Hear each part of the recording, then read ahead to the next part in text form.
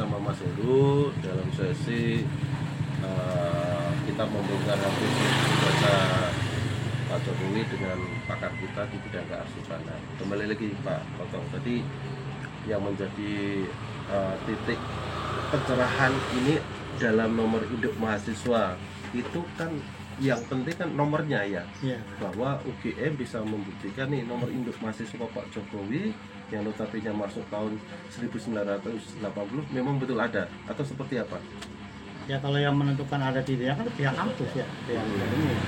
Nah, kalau nomornya udah sama, pokoknya nomor Jokowi nomor 120 di itu ada nggak di data Indonesia nomor 120 nama itu? Jadi diagnosa pertama ini kita meyakinkan bahwa Pak Jokowi itu ada nomornya atau enggak ada nomornya dulu, nah, ada nomornya. Nah, dulu, iya. Yang ada di media massa ini kalau masalah penomoran tanda petik bukan ijazah asli, ini sebenarnya sudah ada penomoran. Hanya publik bisa diyakinkan nggak bahwa sebenarnya dengan penomoran itu sudah bisa meyakinkan bahwa Pak Jokowi itu adalah minimal pernah kuliah di UGM. Ya kalau diyakinkan 100% dari kacamata arsip tidak bisa Pak. Nah, pertama apa sih indikator dari kearsipan itu hingga menjadi sebagai alat bukti yang bisa mengikat gitu? Yang asli dah, maksudnya keasliannya.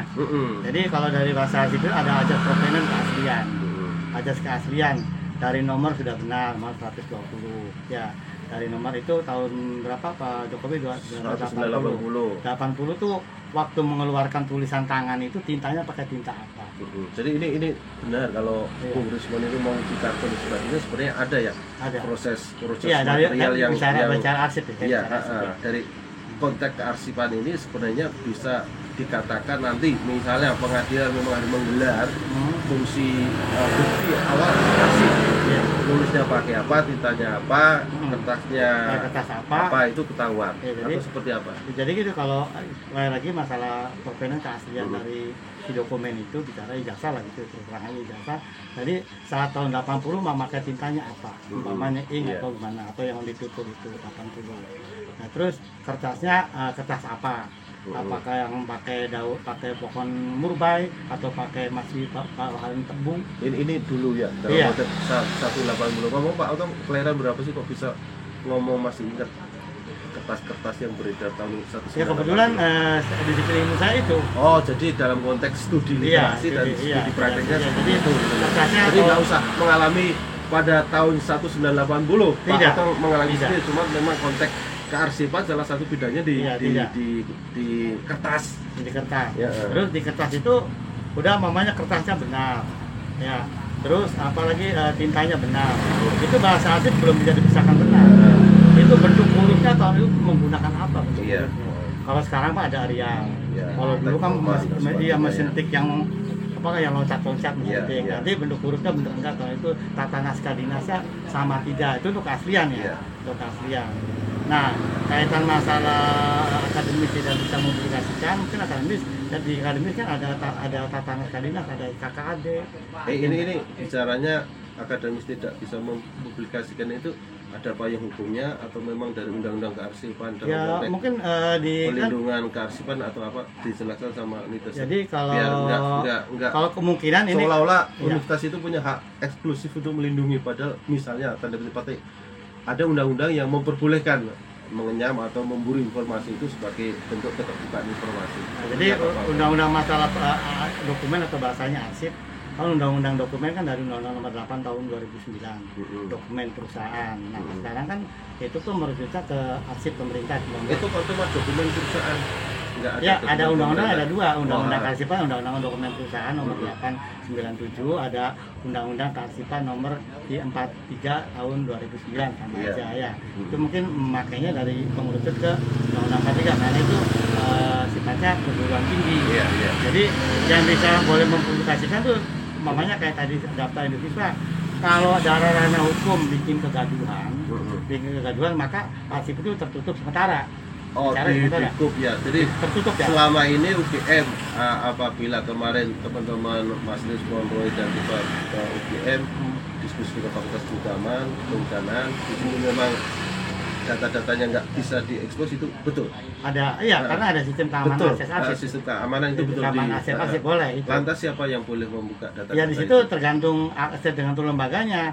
Umpamanya kayak sebatas contoh ya, contoh sekedar pembelian ATK, contoh ya, pembelian ATK 10 juta. Nah, di keterbukaan publik kan harus tahu. Iya. Harus tahu ATK-nya apa aja di situ, di sistem keamanan akses itu pembelian ATK 100 juta hanya sebatas kwitansi. Kwitansinya ini ada dari toko K. Nah, masalah kebenaran materai apa nggak bisa. Kalau untuk keterbukaan publik itu ranah hukum. Bahwa materainya bener enggak sih? Yang tadi katakan tulisnya bener enggak sih? Pakai materai 3.000 bener enggak?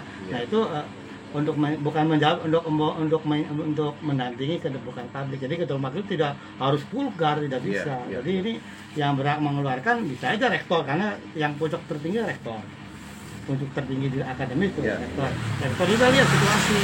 Ini bikin kegaduhan enggak? Kalau kegaduhan yang sementara tutup dulu. Tapi kalau bikin kegaduhan yang berhak melihat itu orang-orang hukum kayak macam dalam persidangan untuk tim penyidikan dan lain sebagainya itu yang berhak membukanya dari kacamata arsip. Oke, gini Pak Otong, sekarang ini kan banyak tanda petik yang mungkin memang ahli digital forensik atau orang yang ngaku-ngaku digital forensik. Nah, ini kita dalam hal ini publik itu hanya percaya mereka ya, mempercayai orang-orang yang sudah ngaku berkecimpung dan bahkan uraian dan eksplanasinya itu wow banget gitu, memberikan sebuah ilustrasi kepada masyarakat yang menyatakan ini loh ijazah Pak Jokowi palsu berdasarkan analisa forensik ijazah dari Pak Jokowi. Nah, kita belum tahu sejauh mana eksplorasi daripada kearsipan. Nah, menurut saya ini sangat logis sekali karena kearsipan ini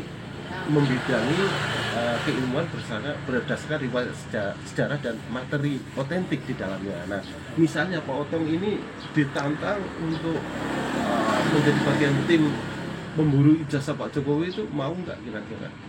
Dalam konteks sebagai pakar, bukan yang lain-lain. Ya kalau saya mah mungkin kalau tetap berpegang ke aturan yang tertera ya, macam ada peraturan kearsipan nasional, ada keterbukaan publik. Ya kita mengurusnya dulu, nggak bisa langsung memponis jasa itu palsu, nggak bisa. Kalau lihat data induk siswanya ada, oh ya ada siswanya. Kayak lagi yang tadi saya sampaikan, merujuk ada bentuk tulisan, pecah dan lain sebagainya. Nah, yang namanya data induk siswa kan tidak hanya Jokowi satu, mahasiswa bisa lebih dari satu dan lain sebagainya. Nah, dan lain sebagainya. Dan lain sebagainya tidak mungkin satu. Ada materi, ada saya, dan lain sebagainya. Jadi itu urutannya berapa? Namanya urutan di data induk siswa ini nomor 120, 121 benar nggak namanya Mas Heru? Ya, jadi ini ada kata kuncinya ketika Pak Jokowi itu punya nomor induk mahasiswa, di situ ada teman-temannya. Nah, pembuktiannya bisa lewat nomor induk Pak Jokowi dan juga teman-temannya nomor induk punya Pak Jokowi, itu pasti berurutan dan berat seperti itu. Jangan sampai nanti umpamanya nomor saya nomor Jokowi 120, di situ nomor 119-nya Pak Wahyu. Ya, udah ada yang menempatinya. Iya, Mas Heru. Artinya salah, palsu ya. Iya, Mas Heru. Ya 120 itu kan Heru, tapi 119 Pak Heru harusnya 119. 120 Pak Jokowi itu kan masih diragukan keasliannya gitu. Ya, berarti ada joki gitu loh. Ya, nggak tahu masalah joki mah itu. Oke. Teman-teman netizen yang saya hormati dan terhormat, ini saya pikir ada solusi yang mungkin ini wacana dari Pak Otong yang sehari-hari mantan pakar kearsipan ini bisa menjadi solusi baru di tengah polemik Pak Jokowi, di tengah liarnya pemberitaan dan vulgarnya teman-teman yang tanda petik menganalisa dengan teknologi kekinian digital forensik, kata-kata yang cukup keren. Nah, bisa dibilang dengan metode yang sangat simpel ini, dengan pakar yang ya sehari-harinya sambil menjual dagangannya ini, bisa jadi ini adalah solusi yang paling manusiawi, menunjukkan kearifan lokal bahwa sesungguhnya polemik ijazah Pak Jokowi ini bisa diselesaikan dengan cara sangat sederhana, yakni dengan melihat nomor induk mahasiswa. Ya, itu konteksnya. Terima kasih.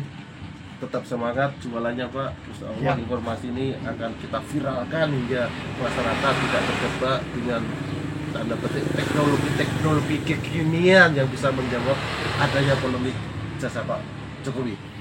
Dengan kearsipan, latar belakang keahliannya, Pak Otong sedikit banyak memberikan penjelasan ilmiah menurut saya dan sejarah dalam keseharian kearsipan itu sendiri hingga pada suatu nanti kiranya bisa menjadi opsi memecahkan polemik jasa Pak Jokowi. Terima kasih.